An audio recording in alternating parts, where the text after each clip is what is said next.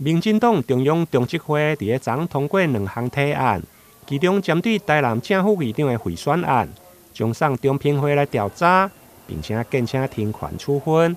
对此，台南市议长柯丽丽甲副议长林志典伫个昨出席议会新春团拜时嘛表示，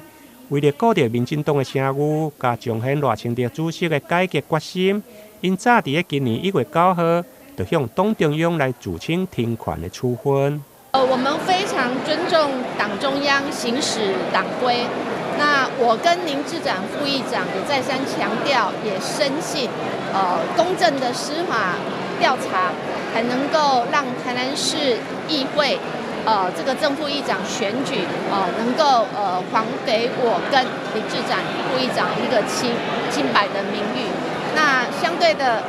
虽然司法能在这个侦办当中但是为了顾及民进党的声誉，以及彰显赖清德主席上任后的改革决心，那我跟林志展副议长已经在今年的1月9号向党中央致请停权处分，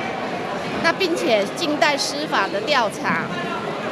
那我们虽然已经自请停权了，但是我们仍然依照党中央的规定，在今年的1月11号到台北向中央党部的廉政委员会来做一个说明，